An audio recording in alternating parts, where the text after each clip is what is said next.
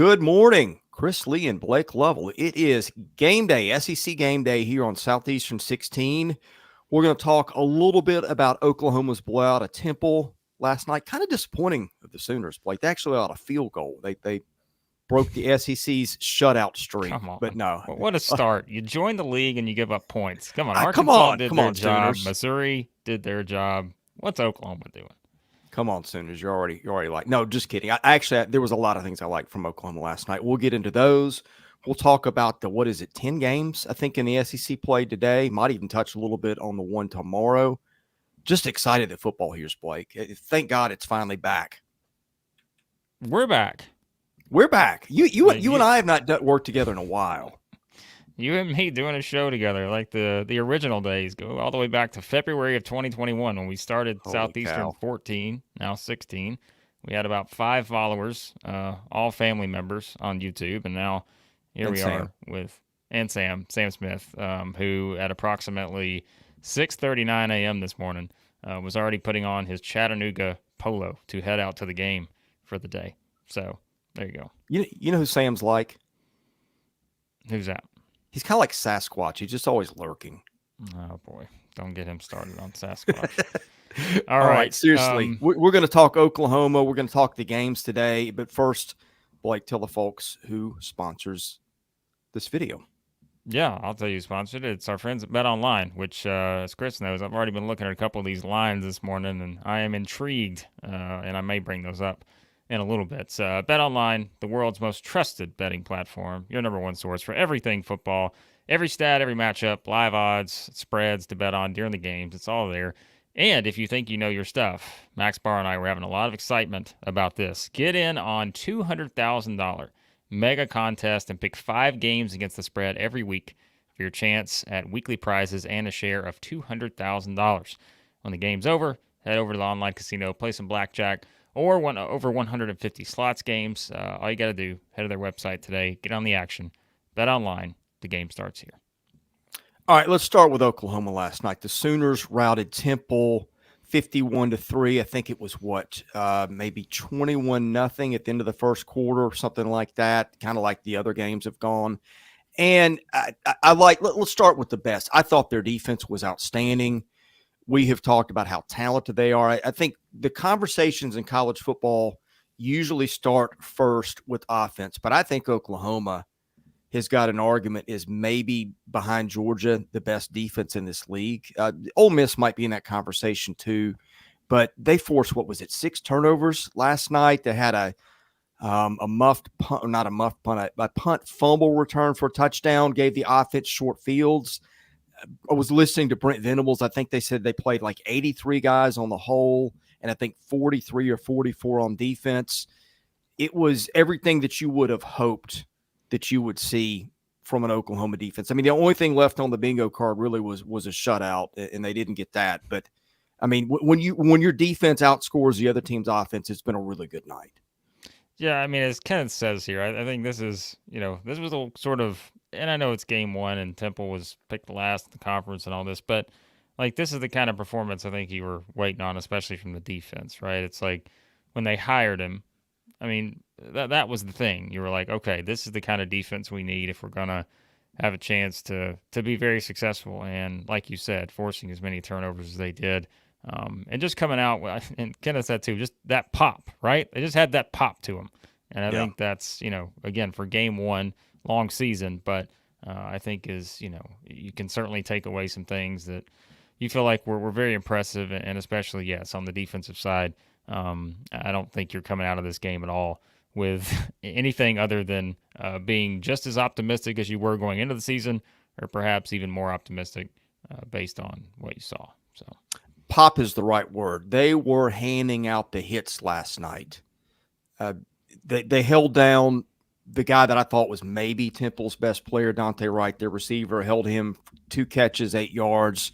He fumbled a punt that got returned for a touchdown. I thought the front 7 was great. The coverage was good. I mean, there just weren't a lot of flaws to pick on the defense. Now, I think where I have – and I'm not going to sit here and trash them or say I'm worried, but I have questions about the offense. and I know it was 51-3. I feel like the defense set them up. I don't think the offense got over 300 total yards till the fourth quarter. No, look, they were subbing in guys. They got probably their best offensive lineman, Branson Hickman, hurt. He's their center transfer from SMU. I think he got hurt in what was the second drive of the game. I felt like their offense after that just wasn't quite as good. They had to shuffle some guys around. I think they had to move a guard to center, bring somebody else in. And one thing we talked about was the continuity of that line. And I think they took a hit to that early. They got a lot of new coaches and a lot of new things going on. And look, Brent Venables said, Blake, we called a vanilla game plan. He said it a couple times. He was asked that was that an opponent thing? Is that a, something else? He said, no, it's opponent. So yeah. And just, so those two things were interesting dynamics. I think they called a conservative game because of that. And then the Hickman injury, and I don't know, I think it was a sprained ankle. I don't know how long he's going to be out. Now here's the luxury that they've got. Their next few games are Houston and Tulane, their next two. So they got a little time. I don't know how long a sprained ankle keeps an offensive lineman out, but that I think they can win next week over Houston without him and against Tulane too. But I think that did affect things. It felt like they were a lot less effective the minute he went out. Yeah, and I mean, I think work in progress. I don't think there's any question about that. And I feel like we kind of knew that coming in with Oklahoma was, this is game one. And I think look, Deion Burks was tremendous. I don't think there was any question about that going to be the case with him. And, but yeah, it's like, I think if you're, the online buzz, Chris, as always, I always like to see what people are talking about as the game is going on. And we know that Twitter can be the Wild West sometimes and other places, but that was sort of the thing, was the offense and the third downs, and those things were really the main theme for a lot of people. And yet, they still won the game 51-3, right? And so, but yeah, I think there are some things that still need ironing out on the offensive side. But like you said, I think injuries can play into that when you're talking about a rhythm and those kind of things. But I think the offensive line, yes, as Kenneth says here, I think they'll be all right. And I think it is going to be interesting to see, like you mentioned, and that's what I was pulling up before you talked about it, was the upcoming schedule and just sort of seeing, what changes, what gets better, those kind of things. Like, how does that play out over the next couple of weeks? Because then obviously from there, we talk about the grind of an SEC schedule, and obviously that big opener against Tennessee on the 21st, and and then from there, there's really no let up after that for Oklahoma when you look at their SEC schedule. So, I'm curious to see how it continues to move from here. So. Well, and there were some other personnel things going on last night. Brent Venables said after the game that Jarrell Farouk, I think, broke his foot. I think it's the same one that had been hurt. I think they said they're going to put screws in it and maybe a 6 to 8 week timeline. I don't know how optimistic that is. Screws in a foot and running and all the things cutting you do as a receiver. It's a lot going on there. I had their preseason depth chart. I don't know if this was right or not. I had them at the X spot. Farouk ahead of Jaden Gibson at that spot. Gibson's done for the year. I think he got hurt in camp or the offseason. So now that's two guys at that spot and I'm sure they've got other guys. They've got a deep receiving room. And boy, you mentioned Deion Burks. He looked great last night. He's primed to really help them. Nick Anderson last night, they held out. So there's that. He could have helped them. So I think you've got a knowledge that there were some personnel issues, but I think a lot of our focus was on Jackson Arnold. And if you look at the final stat line, 17 of 25, 141, just 5.6 per throw, 11 rushes for 34 yards. But I thought he passed the eye test. The coaching staff said there were 4 drops last night that I guess they were blaming those on the receivers. I think some of those could have gone for some yardage. You give him those catches, maybe then he's 21 to 25 for 2-something. That line looks a lot different. But I thought Jackson Arnold, 4 touchdowns, didn't throw a pick. I don't remember anything close to a pick. There was a throw or two that he missed, but I thought on the whole, I didn't feel like you would have liked to see one of those electric debuts where he's throwing for 300 and running for 100, but they didn't need it. The game plan was vanilla, and I thought on the whole, Blake, he did pretty well. I agree, and you said it. I think it's game plan always in this kind of game. Like, I just think you can't read too much into it. Yes, there are things you can take away, but I just don't think you can read too much into the fact of knowing that they're not going to bring out everything for a game like this, and they're going to keep it pretty simple, pretty basic. And I thought that's what they did. And in games like that, you just go out and let your playmakers make plays, and that's what we talked about with Burks and such. And I thought that was it. So again, like we have to talk about it. We have to sort of look and see. I think it's just because the defense was just so dominant. Like, I think it's easy to certainly look on the other side, and I think this is a scenario where you take what this game was, you improve on some things, but yeah, I'm not going to come out of this saying anything other than it was probably what you expected from Jackson Arnold. And now, as you start to see the competition step up from here, what other wrinkles do they add to the offensive game plan, and how do they continue to get their playmakers doing what they do? Because I am just so excited to watch Burks the rest of the way. So I am too. Friend of the show, Tyler Siskey, is in here. They've got a great podcast. If you like football, the McCready and Siskey podcast, they do a show that's unlike anything anybody does on football. I really suggest you give them a listen. They're outstanding. They're also on YouTube. So if you're in this audience, you're here because you love football, you'll love what they do. And thank you to Kenneth Watson for being here. We got some Oklahoma representation in the chat. I got one more thing on Oklahoma before we move on to some other games today. And this is partially because we had a fantasy draft, Chase and I did, where we were picking, I think, 5 offensive players in the defense. And boy, Chase got me already. I think he took Deion Burks as his first receiver, and I took Gavin Sawchuk as my second pick of the draft and my first running back. I do not know what was going on with Gavin Sawchuk last night. 6 carries for 15 yards. I don't remember seeing him after the first quarter. He preseason All-SEC type running back. I didn't hear Venables say anything in the press conference. I didn't hear their offense coordinator say anything in his press conference. If you guys know what's going on with Gavin Sawchuk, drop that in the chat and let me know. Because I was looking on Twitter. People were blaming Vegas. He was some kind of a prop bet last night on I think there was a lot of people taking like an over on fantasy points for him, and then he just disappeared. So there's a Vegas conspiracy going around about that. That's the only answer I've gotten so far. I would love to know what they're doing with Gavin Sawchuk. You got to watch out for those player prop bets on game one. I'll tell you, those are ones I stay away from. I want no part of those because you just never know. But Kenneth, you can weigh in. And by the way, Kenneth, I know you put this up on this, or we put this up in a second. You don't have to worry about dominating the chat, okay? You can talk as much as you want. This is what we do here at Southeastern 16. Because if you don't dominate the chat, I'm gonna tell you someone else can dominate the chat. This guy right here, Sam Smith, who is excited that Chris and I are back together here in prime time at 8 a.m. on a Saturday morning. So but anyways. Yeah, I think that, okay, so here you go. Soft tissue injury is what Kenneth's got for us here. Okay. So, yeah, so that's Thank you. And again, that's why I would worry about those player props in game one. I want no part of those. So I was just shocked that never came up in the press conference because he's a big part of what they do. All right, so Oklahoma up next. Before we roll on, as we said, they got Houston, they got Tulane, and then they got Tennessee after that to open SEC play. So Houston is kind of I'm trying to look here. Phil Steele's got Houston at, where are they at? They're not very good. Yeah. Tulane's in like so those should be big spreads, I would think, for those two games as well.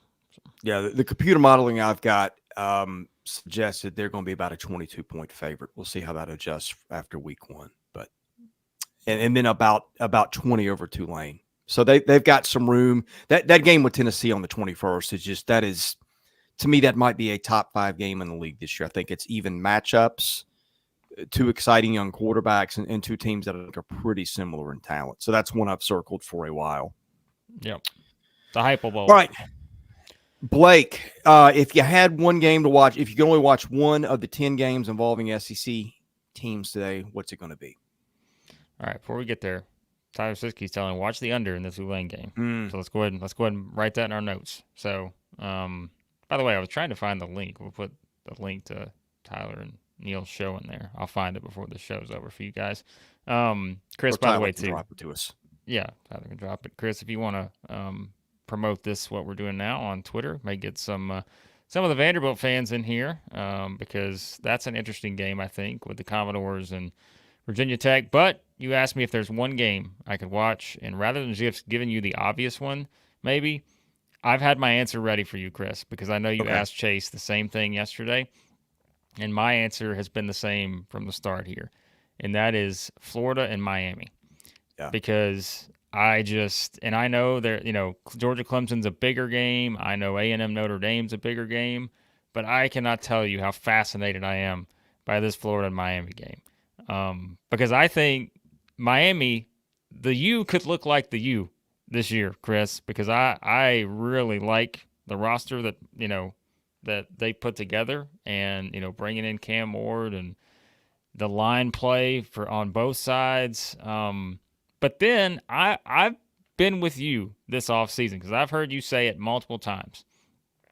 This Florida team, I think, is way better than people are giving them credit for. The problem is you just have to find the number of wins on what I think is the toughest schedule I've ever seen for a team. Yeah. And so I don't know how it's going to equate, but I think Florida is being undervalued from a talent standpoint.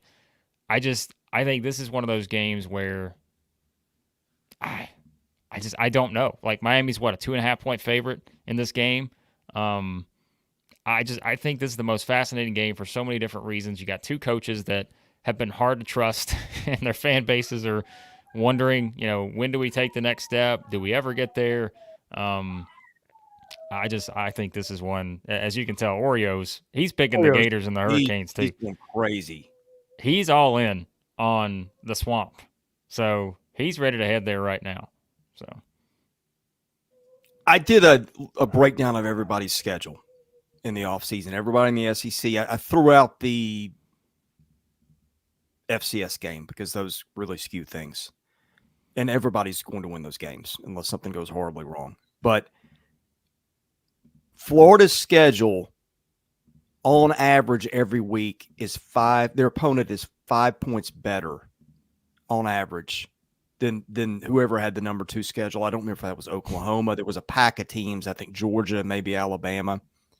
And I did it. And this is kind of like averages on things like that. Like when you're playing opponents that are awful and opponents that are great, it's kind of like saying, all right, I've got 1 foot in a bucket of fire and 1 foot in a bucket of ice. So I feel fine. And so it's more nuanced than that. But here's my point. On average, their schedule, their average opponent every week is like playing Clemson on a neutral field. Think about that. That's crazy. Yeah. Well, but they've got and that's a game. I'm with you too. There's part of me, I know that there's more at stake nationally in Notre Dame and Texas A&M, and that was ultimately my pick for that reason. But just the curiosity part of me wants to see that because you got two coaches. Whoever loses that game, the fan base is not going to be happy right away. Now, I think there's less at stake for Miami because Miami can lose this game and still, by virtue of winning the ACC, if it did, go to the playoff and get one of those 4 byes. Mm-hmm. But it's not. I think it's interesting. Computer models have got Florida being a couple of points better, but Vegas has, I think, got Miami by 2 or 3 at this point. 2.5 the last time I saw. Yeah. Which, think about that. Evenly matched teams are close to it, and you're in the Swamp at night, and Miami's a favorite. Now, I think that speaks to some of the hype around Miami, and I'm kind of like, I need to see it. I'm buying the Miami hype. I am. We'll see. You are? You're not. I am. Okay. I'm buying it. Well, I have some coaching trust issues. You remember that Georgia Tech game for them last year, and I know you can that works both ways. But. Yeah. Well, here's the thing. All right, I could see Miami lose this game, and I still as long as they don't just look awful. Like I feel like this roster is just, and you can say yes, it's been that way before, but I think when you look at this roster, like I think this is one where if they don't get it done this year, then yes, like Miami fans should be livid because I think they put the pieces in place to be an outstanding team. I mean, what they're ranked, I think, what 19th. You guys know what I think about polls, but they're ranked 19th, something like that. Phil still has them as a top 10 team in the country. I tend to think they're closer to that just from pure talent standpoint. I mean, Ward, you talk about what they bring in Damon Martinez, who had 1,200 yards basically, or 1,100 yards. You've got receivers back, you've got offensive line. I mean, defensive line, like they've got it everywhere pretty much. Now, sure, they've got a couple question marks, but I think Miami, and like you said, I think it tells a lot to me. They're a 2.5-point favorite going in this game, but I'm also with you because this game to me, and I'm like, I don't think it's being too dramatic, but like if you're looking back on the Billy Napier era, if it ends this year, like this is the kind of game where if they don't win this game, you're looking back and like this was one of those opportunities, right? Because their first 3 games are at home: Miami, Sanford, Texas A&M. Like, in my opinion, if they're going to do anything, like we know what the back half of the schedule looks like, where it is going to be just they're going to be the underdog right now. Chris, let's see, if you just went with the back half of their schedule, let's say Tennessee, Kentucky, Georgia. Well, this is more than the back half, but you get my point. They'd be an underdog at Tennessee. They'd be an underdog against Georgia. Underdog at Texas. Underdog at home against LSU. Underdog at home against Ole Miss. Underdog at Florida State. Like, these are the kind of games where as a field goal or less underdog, like they have to win these, right?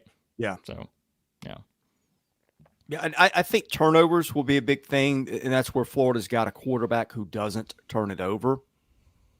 Yeah. He had, 20 touchdowns, 3 picks a year ago. So I think you got that. Now, what is the Montrell Johnson update on his health?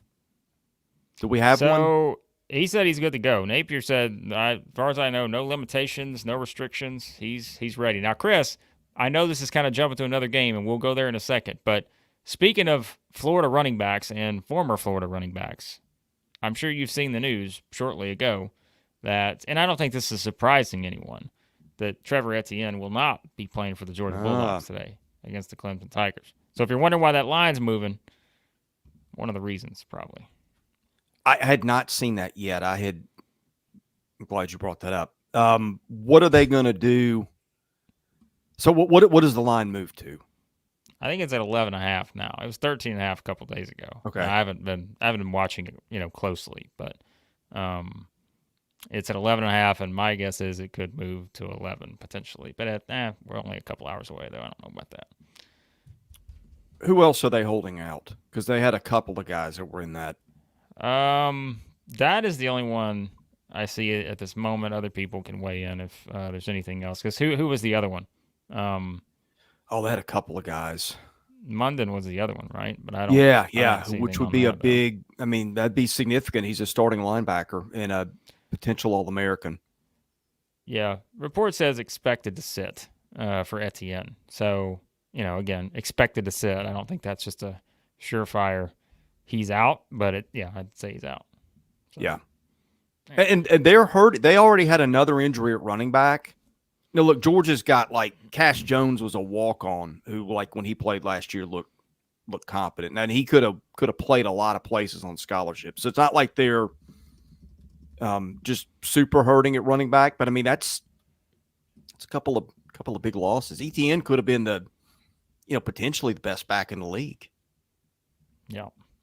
Yeah, so I'm curious. I mean, Clemson, listen, the only reason that I still feel pretty good about Georgia in this one, I just do not trust the quarterback play for Clemson. I just think the thing is to beat Georgia, or at least I think make it a game, you can't make mistakes, right? And what was it? I know I looked up the numbers for Klubnik, but I think he threw an interception in 6 of the last 7 games last year, at least one. So I don't know. That worries me a little bit because you know what Georgia's defense is going to look like. Well, and look, he's talented, wasn't? I think he was maybe the Texas Player of the Year And sometimes guys just need room to develop, and maybe that's the case. But I mean, speaking of quarterbacks, the best one in the league might be the guy back to Miami, in Cam Ward. So I don't know. The ACC is going to be interesting. I know this is an SEC show, but Florida State not being able to push the ball downfield in game one, and some of the other questions we've got there. But yeah, I think to me the significance aside in terms of national implications, because I mean Notre Dame and A&M is the obvious one. We'll get to that in just a minute. If the injuries affect the fact.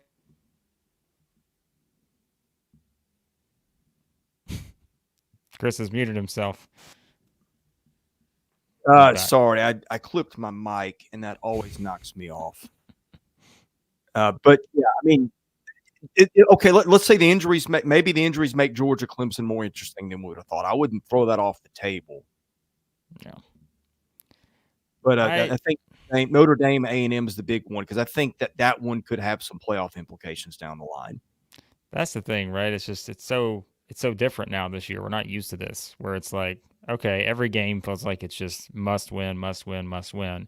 And for some teams, it can be, just given the circumstances. But you can be a team that can lose one of these early huge showdown type games and still feel like you're going to be fine towards the end of the season. But yeah, like you said, we'll see how that plays out for A&M. I think A&M's another team that I'm just I may be higher on than most. I still think, again, if you're just looking at it from a pure talent standpoint, and I think Olin Buchanan said it right when you guys talked to him this week, is I still think you can underplay how much Connor Wegman meant to what they were going to do last year, and I think now it's kind of exciting to see him back in the saddle there for the Aggies.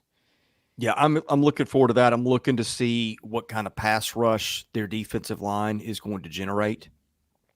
They've got two studs up front at least in Scorton and Shamar Turner.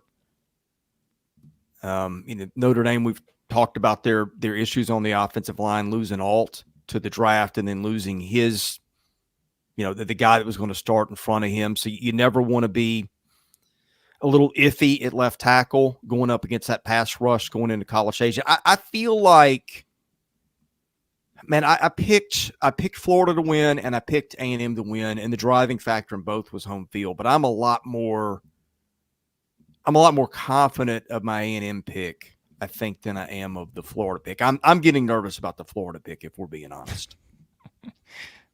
I picked Miami in that game, but it's a scary game to me. Like, I just don't think I would.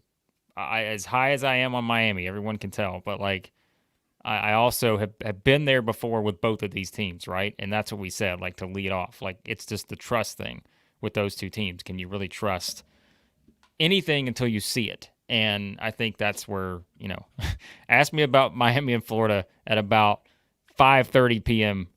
Central Time today, and I'll probably have a much better understanding of what I think about these two teams. But hey, Chris, we got the Auburn folks checking in. Tatiana's checking in. Of course, Sam is not an Auburn person, but I feel like Sam's wearing a lot of hats these days. Sam is a fan of whoever he wants to be a fan of. But I tell you, Auburn is, and I know, look, Auburn's playing Alabama A&M today, but I think Auburn is another one of those teams that I don't know how, we're not going to learn a lot today necessarily, but if you're talking excitement and optimism, I mean, I don't know how you couldn't be, I think, very optimistic about Hugh Freeze and Auburn taking a big step forward this year. I know you guys have talked about it in other videos, but yeah, like, I just think, with Cam Coleman and seeing what the offense looks like, and we'll find out. But yeah, I mean, I think that's it too, Chris. Like, we've for what it's worth, guys, you're hopping in the chat here. We got 100+ of you in here watching. As always, let us know your thoughts on the games today, and you can leave a super chat as well. Remember, you can get that little $sign button, leave a super chat. That just helps out the channel, allows us to do more of these live shows for you, and you can check out all of our coverage throughout the week leading up to these big games here as well. But I think when you look at these teams like Auburn, Mississippi State, teams that kind of have something to prove in different ways. I mean, Auburn, I think it's, wanting to get into that upper echelon this year. Mississippi State, Jeff Lebby steps in, I think, in a clear, rebuilding scenario here, but there are some interesting pieces that they brought in. Then you've got some of the, what I think are maybe the more intriguing ones, like what does Alabama look like against Western Kentucky? Yeah. Because that's, for everyone, it's just, the demise is being predicted of Alabama football because it's not Saban and all this. But man, I still like this Alabama team. But that's not an easy opening game against Western Kentucky, for what it's worth. I think Western Kentucky is a team that even if they don't come out and beat Alabama or anything here, I still think they've got some fun pieces on that roster, and I think their style of play too. So, yeah, I think it's, you can go across the board, even games that aren't kind of the high-profile games. What does it look like for Tennessee? The Nico era is officially here, those kind of things. So, yeah, it's a fun opening slate, I think, for the SEC. Okay, so obviously you have the three big games today, Georgia, Clemson, A&M, and Notre Dame, and Florida and Miami. Other than that, every other game on the slate is a double-digit line. I think Vandy, Virginia Tech is the only one with the line under 20. Am I correct on that? I would think that's right, unless I'm forgetting one. Okay, so let's go there next. And then I want to ask you, I'll give you a little time to let this one marinate. If there's a sneaky good game, I mean, you're having to squint to find something. And you've given a few reasons already with Alabama and Auburn. I want to see if you've got another angle there that we're not thinking about. Let's talk Vandy and Tech, though. And as soon as we're done this, I'm packing up and headed to the press box in Nashville for that one. But I don't know. I'm interested to see Vanderbilt's defense. I think it's going to be better. I think they've got a competent back seven, maybe, depending on corner play. The problem with Vanderbilt is they brought in two FCS corners that I think could have helped them. Both of them are hurt and done for the year. So that's going to leave a mark. I still think they'll be better at corner because I don't think they can be worse than they were a year ago. And they got some safeties and some linebackers that can help. I think a little depth on the defensive line, and they got Clark Lee coaching. I think that's a big upgrade from McHowell. Offense, though, boy, I know they've changed schemes, that they brought in a new quarterback, but every report coming out of that camp was that offense just looked hideous. Now, it's going to look different. It's going to be probably the closest thing that you'll see to like a service academy type offense, and that's not what they're going to run. Emphasis on closest thing too. So it's going to look different than what you're going to see, but I just don't think they can score enough points. I mean, the talent gap between them and Virginia Tech on offense is massive, and it's going to take a crooked number in the turnover margin and maybe some wacky stuff, I think, Vanderbilt to have a shot at the end. I could be wrong. Jerry Kill, who's basically going to run that offense, is had a history of, making something from nothing. But they're going to have their hands full. Said here. I was just about to say that the Diego era has begun, and that's my question. Like, I'm very curious how they score. Maybe there's I think you got to have some tricks up your sleeve for a game like this, because, like you said, I think I wonder about the gap in talent. And I feel like I don't know, Chris, we might have to do a spinoff of Southeastern 16 into the ACC, because I feel like I'm hyping up the ACC, which I never, ever do, ever. But I'm like, on paper, I think, just as I said with Miami, I think there's a lot to like about this Virginia Tech team. And you just think about just kind of, Virginia Tech's got some dudes, right? We always say the dudes, like they got some dudes. And so you said, I don't have anything else to add. Like, how does Vanderbilt score in this game? I think that really determines a lot. And can, they slow down this Virginia? That number's at 13.5.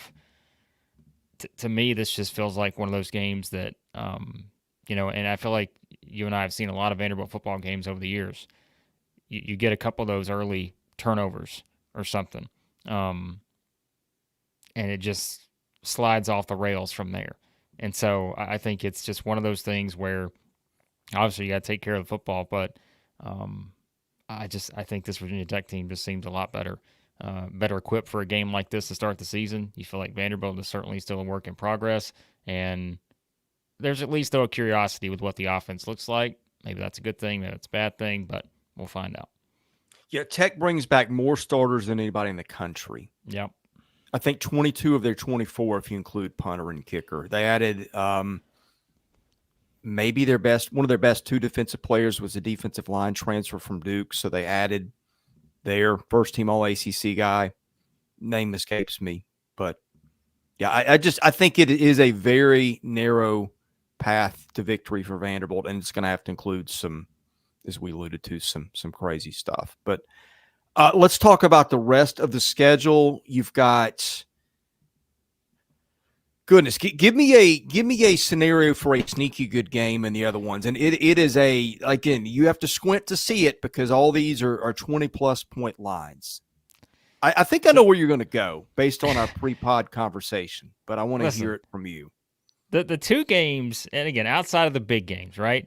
The two teams that I'm most maybe interested to watch are Alabama, as I said a minute ago, for obvious reasons. I think just because you want to see what it looks like in game one, and I think that is certainly one that, again, I look at, they've got Jalen Milroe. They've got to replace a lot of guys, right? But Alabama replaces guys with guys. And the backfield, they're just going to wear teams down. We know how this works. And I also think it's like you're not going from Nick Saban to a completely unknown guy. You're going from a guy that, to a guy that just has proven time and time again he knows the formula for success. But Western Kentucky, I think, is an interesting team. And, I think Western Kentucky is going to be pretty good this year. And not to say that they're going to go in and look like world beaters against Alabama, but they'll get game one. So I'm more fascinated to see about what Alabama does. But I think they will just sort of do what Alabama always does. Now the game, that we talked about beforehand, and I don't think this is going to what I would call maybe a great game, but Texas and Colorado State to me is a game where you have a Texas team, as we said. I mean, lose running backs to injury early in the season or in the preseason. You got to replace a lot of just absolute playmaking studs on that team from last year, right? You're talking about Mitchell. You're talking about Worthy. You're talking about the guys on the defensive side. And look, I mean, it's not like they haven't reloaded, but there's a lot that they've got to, replace early on. Now, they still got the best quarterback room out there, and they're going to be just fine in terms of, I think, scoring points. But Colorado State's a team, that number, I told you, Chris, and look, I'm not a professional bettor. Go to our friend Brian Edwards for that. But I look at these and I at least give them, a second look if I'm like, I'm not sure about that. That number in this game, and maybe I'm just missing a key injury somewhere, Chris, which could be possible. But that number a couple days ago was Texas minus, I think, 31.5, something like that. That thing's up to 35 now.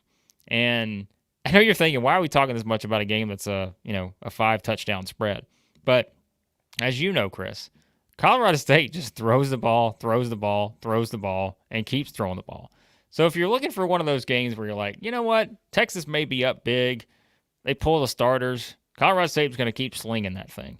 And so I don't know. Texas is a team that I know, and you can give me your thoughts on this, Chris, but I see a team that's being picked as what? I think they're the 4th best odds to win the national championship right now, because certainly they're the number 4 team in the country heading into the season. But I'd be lying if I said, I think I'm all the way there yet on this particular edition of the Longhorns team versus what they accomplished last year. I'm just not all the way there just yet, but I can get there very quickly. Well, I'll counterpoint you there for just a minute, because I have some questions about them too. When I look at them a little bit more, I'm not sure they are the shoo-in for the playoff that everyone has anointed them. But starting an offense with the potential, All-American left tackle and quarterback, pretty good starting point. If something happens, and I think you got some teams in this league that are doing, good, if not great, starting quarterbacks. But then the drop to number 2 starts becoming an issue. And this also, is a little bit of a counterpoint to your Colorado State will start slinging it and maybe keep that under that number. Well, Texas is going to throw Arch Manning out there too. Yes. And you'd think you'd want to get him some quality time, and I think that's going to happen a lot this year. So I think you got a good starting point at maybe your two most important positions on offense for them. And you got, I mean, I wouldn't think Texas would trade backup quarterbacks with anybody in the league, would you? No, I can't think of where that would even be a discussion.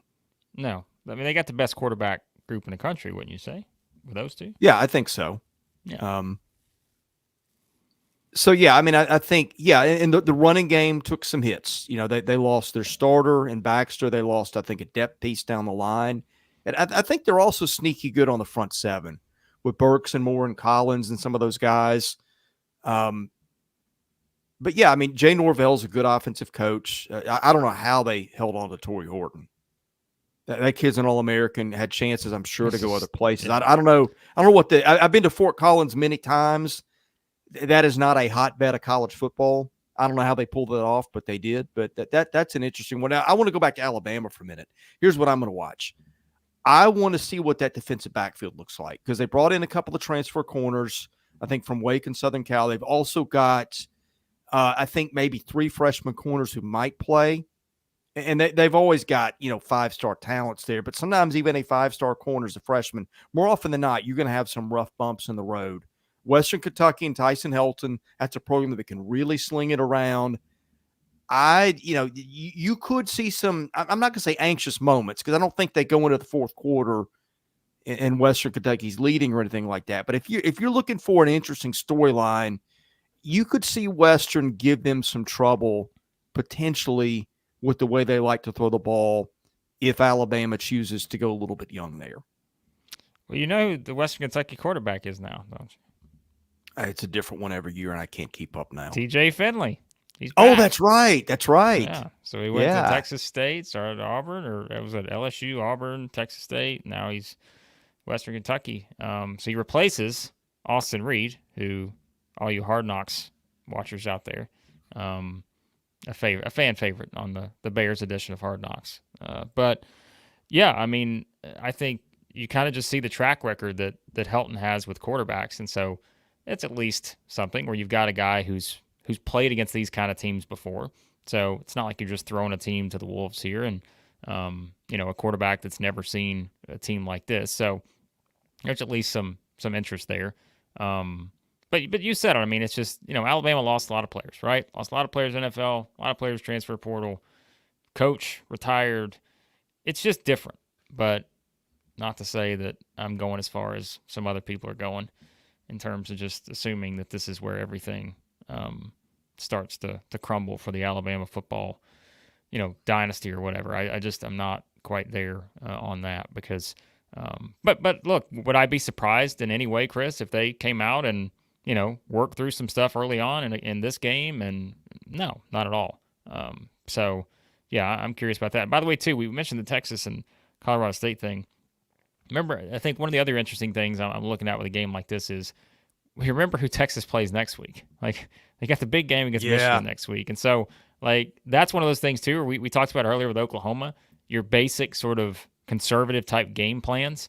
What all do you see from Texas? Or what all do you have to see? That may be what it comes down to. You may not need to see a lot. They may come out and be up 35-0 at halftime, and this is all for naught. But, yeah, there's at least something to that idea, too, that if the game is closer than you think it could be, it may just be because you either have a team looking ahead, team that want to unload everything this week, and you've got another team on the other side that, as you mentioned, has got just an absolute star playmaker and are going to throw the ball quite a bit. So, all right, we're going to be out of here before the top of the hour, so we'll be wrapping up in the next 15 minutes, maybe less. Drop your questions in the chat. Drop your super chats. If you drop a super chat, I guarantee you will get your question.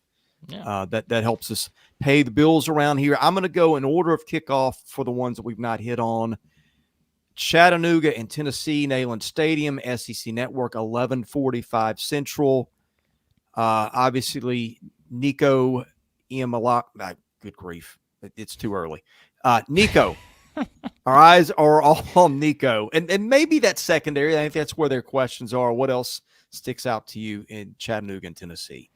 Well, I tell you, Chris, I think this Tennessee team is one that, it's going to be exciting just because the offense they run. And I think just seeing Nico have the reins here, and certainly you look at what they're going to be able to do, especially up front on defense, I think is something too. Where look, this is the kind of game where Tennessee's just probably going to dominate the line of scrimmage, and you got a lot of guys returning on that defensive front that had at least I think double-digit tackles last season. I think it was 10 returners who were at that mark. And I just think having a Nico running this offense, that's what I'm most excited about. And Dylan Sampson leading a strong running back group. But remember too, Chris, the mocks. We don't want to sleep too much on the mocks here. Top 10 in the FBS, top I think. 10. FCS. They are. They're a top 10 team. And they've got a quarterback returning who played at UCLA previously. But last year, I think he threw for about 2,700 yards at Chattanooga. But they also have two very productive wide receivers, Watley and Phillips, who combined for, I think it was, like almost 200 catches last year, 2,800 yards, 18 touchdowns, or this is the past 2 seasons, sorry. Like 3,500 all-purpose yards. So they got some interesting pieces. But, yeah, I think the Vols will take care of business here. All right, next up, because we've talked about Miami, Texas. Next up in order of kickoff, Old Dominion in South Carolina, Williams-Brice Stadium, 3:15 Central, SEC Network. The debut of Lenore Sellers. Now, I think Old Dominion's got a linebacker, Henderson, that has led the country in tackles last year and maybe the year before. I think there was maybe a health question on him. I don't know how much that's going to matter, but I'm very interested to see what it looks like with Lenore Sellers and maybe how far Nick Harbor has or hasn't come along in the offseason. Carolina about a 21-point favorite in that one. Yeah, one of the lower spreads, I guess you could say, of the week in the SEC. But I just think, we talked about it this summer, but it's so hard because, like, South Carolina, there's just so many injuries last year. And, you bring in guys now that are going to fill some of these pieces. Obviously the interest in Sellers and Sanders. And I think that combination could just be a lot of very, very entertainment driven. Like, I mean, your NBA League Pass, like South Carolina might be on there just because of those two guys. Your rankings this year in terms of just like things you want to see. So, and you mentioned Harbor and all that. So, South Carolina, yeah, I think it's fun to watch a South Carolina team that has everybody, and you're not talking about who's not playing. So that's at least a good start here. And maybe one of the better defenses. I know Clayton White, they've not had great defenses, but I think they've got a chance to be a little better. They're strong at safety. They've got a couple of dudes up front. Interested to see how that goes. The Sellers thing is just there's not going to be another quarterback. I guess kind of like a KJ Jefferson type body, just a big guy who ran, I think, 1,400 yards his senior year of high school. You don't see a lot of those kind of guys in college football. So just kind of curious to see what that looks like. Also curious to see what Jeff Lebby's offense looks like. We know that they play fast. I think they did a great job in the portal at receiver and a quarterback with Blake Shapen. The rest of the roster, to me, almost a complete mystery. But we get our first glimpse at Jeff Lebby and the Bulldogs 5 Central, ESPN Plus, SEC Plus. So you got to get your app open to watch that one. Yeah, you got to get the app open to watch this game. This is probably going to be down the pecking order for a lot of people. But, yeah, I mean, it's a new coach. You got so many new faces on that team. Keep in mind, Eastern Kentucky, Chris, my stat of the week here. This is how I phrased it. Their previous quarterback, Parker McKinney, said his career stats at Eastern Kentucky are longer than a CVS receipt because, he played 6 seasons. He had 12,756 passing yards, 94 touchdowns, 23 rushing touchdowns in his 6 seasons. Eastern Kentucky. So there you This is 7 or this is 6? No, he's out. He's done now. So like that's the point is that they're moving to the next one. I didn't know here. anybody was done anymore. So no, I mean they're moving to the next one. I'm pretty sure. So yeah, so I don't, Mississippi State should win this one, but I think again, you're talking about a team that's going to be a work in progress. Eastern Kentucky just has a lot to replace on offense, and so I'm curious to see what the offense looks like for the Bulldogs. I think that's a low 20s spread. 25. Yeah, I think the last time I looked, it was 24.5, but it may be 25 a little bit now. Okay, we talked about Western Kentucky, Alabama, Furman, Ole Miss. Furman actually a pretty good FCS team, but I don't think it's going to be much of a match for Ole Miss. The Rebels are really super deep at receiver. Might get to see a little Walker Howard late. Ole Miss a 42.5-point favorite in this one. 6 o'clock again on the ESPN SEC Network apps, or the ESPN app, excuse me. Yeah. I hide the kids' eyes here because the Ole Miss Rebels are coming out with something to prove, perhaps. Because I'm just as all in as a lot of other people are on the Rebels this season, and I think that we'll see exactly why probably in a game like this. All right, we hit on Alabama, A&M, and Auburn. I think Auburn is a 45.5-point favorite, and we get to see Cam Coleman. I don't know that we'll be able to tell if Peyton Thorne is any better or not, but a lot of eyes on that receiving room. I think that they had a transfer from Penn State.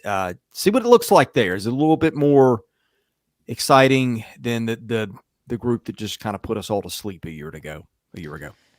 Yeah, they'll definitely be more exciting. I don't think there's any question about that. And I think too, and it won't matter in this game, but I think, and I've been saying this about Auburn this offseason, but it's like you just have to remember how close they were last year in so many of those games against, kind of the upper tier teams. And if a couple of things go their way, what a different conversation we're having now. I think you've got a more talented roster, even though, they've got to replace some guys on the defensive side. Maybe a little, I think depth was something we were talking about, maybe in that back part of the defense. But still, great special teams. Offense will be better, you would hope. It should be. I don't think there's any doubt about it. But, yeah, so Tigers handle business against in-state rival Alabama A&M in this one.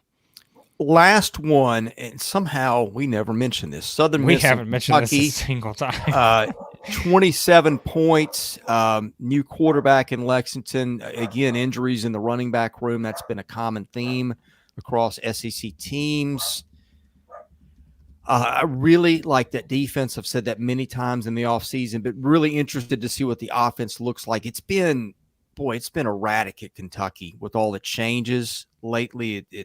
Different quarterback every year, different offensive coordinator every year. Like that receiving room a lot, not just Key and Brown, but the transfer they brought in the slot out of North Texas. Want to see how that looks on offense in particular. Yeah, it does seem like Kentucky, like flying under the radar, not in terms of like maybe you think they should be picked higher, but it's just in terms of like, I don't know, like even with a new quarterback, and think about all the stars they have on this team too. But I think it's probably just the matchup as well. I mean, they're a big favorite here against Southern Miss, who I think that's kind of a program that's really trying to scramble to get to where it needs to be, and I just don't know if they're quite there. So yeah, I think seeing what the quarterback situation looks like, for Kentucky with Vanderbilt there now, and continuing to see how Kentucky uses the stars that they have, and I think certainly we've seen Brown and Key and what they do, and Macklin comes in, and I think this Kentucky team, for whatever reason, like I said, just feels like they're flying under the radar a little bit. But front seven I think looks fantastic on defense. They got 10 starters back on that side of the ball, and feels like a team that should at least have a chance to control not these kind of games, but some games too against SEC teams, at least up front at the line of scrimmage. So yeah, I think that they should win this game handily. Yeah, and we talked about kind of hidden storyline. I think the Brock Vandegrift one is maybe one we should have spent a little bit more time talking about. Was a 4/5-star recruit, depending on your service. 0-3 throwing the ball at Georgia last year. You just don't know what it looks like till a guy gets his turn. And again, I like a lot of the surrounding cast. They've got a veteran offensive line, but I think that's probably like if they were more of a known commodity at quarterback, I think you'd see Kentucky getting a little bit more attention in this offseason. So I think I'll be very interested to watch that. Does he come out and really look strong, or do we have some questions after today? Well, I remember, I mean, they're next week. First SEC game is who? It's Kentucky and South Carolina. So, so I think it's really important for both those teams today in games where they are, 3 touchdown plus favorites. To really see what they're working with. Obviously, it starts at the quarterback position with new faces there, but I think you really want to see some things from these two teams heading into that huge game next week. ABC, Chris, afternoon. It's going to be different, isn't it? The ABC 3:30 p.m. Eastern game next week. The Kentucky Wildcats and South Carolina Gamecocks. So they've even got the theme music. Did you hear it? I did hear it. It's back. Yeah. So parting thoughts. Now, hey guys, hit the subscribe button, hit the like button. That helps us out. Again, if you want to leave us a nice super chat, you can do that. We will be back tonight with our usual Saturday night primetime reaction live stream. So if you're watching now, we usually go live around 8:30, 9, something like that. We know the A&M Notre Dame game will still be going on, but that's usually how we do it each season. Those last couple games will still be in motion. Auburn and A&M will still be playing. Alabama A&M, that is. Well, I guess Auburn and A&M, Chris, as well. A lot of A&M's playing tonight. A lot of A&M's. You can be sure to hit the subscribe button, and you turn on your notifications for the live stream tonight. So join us for that. We usually have a huge crowd, as you would expect. Not as many people here at 8 a.m. in the morning as there is at 8:30 at night after a fun Saturday of action in SEC football. So, check that out on the channel. If you want to check out all of our previews, Chris and Chase have got everything for you for all these games today in some way, shape, or form here on the channel. So go check all that out. I'm headed north to Nashville. Watch Vandy, Virginia Tech from the press box. We'll have my eye on phones, screens, TVs, whatever, all day to get a glimpse of everybody. Can't wait to see what the day brings. Can't wait to talk about it tonight. Thank you all for watching. This has been SEC Football Game Day at Southeastern 16, presented by Bet Online.